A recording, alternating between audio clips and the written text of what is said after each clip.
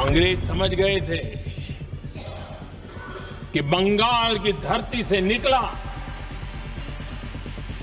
बंकिम दा का ये भाव सूत्र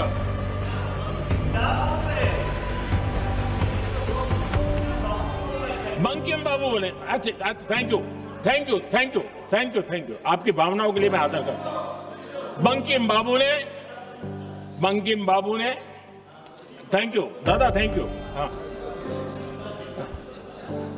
आपको तो दादा कह सकता हूं ना, वरना उसमें भी आपको इतराज हो जाएगा।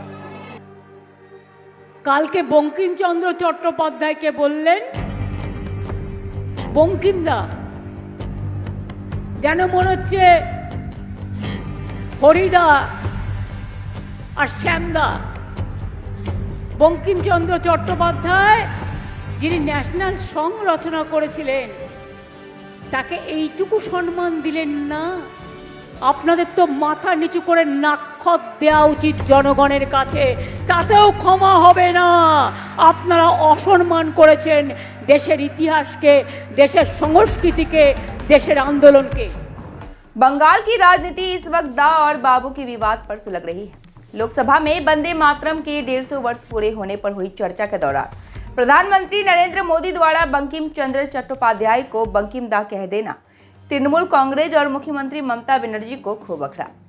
राजनीति की जमीन पर शब्दों का यह छोटा सा फर्क इतना बड़ा तूफान खड़ा कर देगा, शायद किसी ने नहीं सोचा था। नमस्कार, मैं हूं आपके साथ राबिया और आप देख रहे हैं न्यूज नाउ।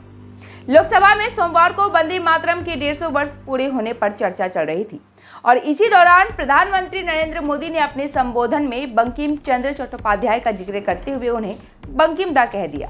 बस यही से बंगाल की राजनीति में एक नया विवाद पैदा हो गया।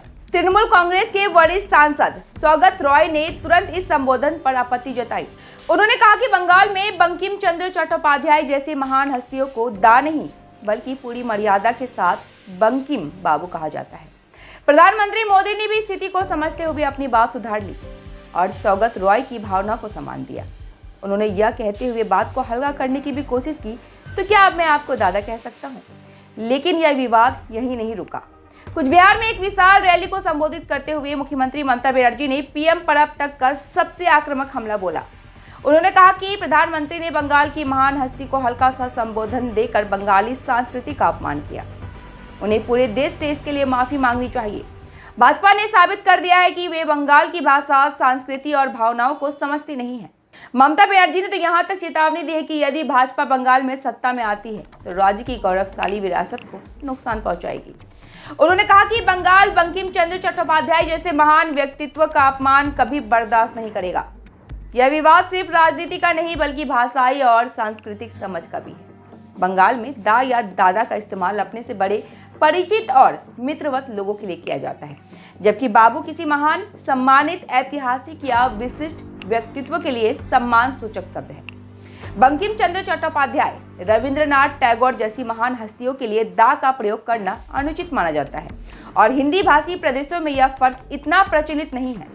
इसलिए इस तरह की गलतफहमी होना स्वाभाविक है और शायद यही गलती प्रधानमंत्री से भी हो गई। प्रधानमंत्री ने संसद में अपनी गलती स्वीकार कर ली थी, इसके बावजूद ममता बनर्जी ने इसे बंगाली असीमता से जोड़कर बड़ा मुद्दा बना दिया। 2026 की विधानसभा चुनाव से पहले टीएमसी इस मुद्दे को लेकर भाजपा को कटघरे में खड़ा करने का कोई मौका नहीं छोड़ना चाहती। संसद में बंकिम बाबू के बदले बंकिम दा का संबोधित करने के पीछे प्रधानमंत्री नरेंद्र मोदी गलत नहीं थे। बावजूद इसके अगर ममता बनर्जी इसे एक बड़ा मुद्दा बना रही है तो यह देश के लिए बहुत ही दुर्भाग्यपूर्ण है। फिलहाल के लिए इतना ही। ऐसे ही कार्यक्रम के लिए जुड़े रहे हमारे साथ, देखते रहे न्यूज नाउ। धन्यवाद।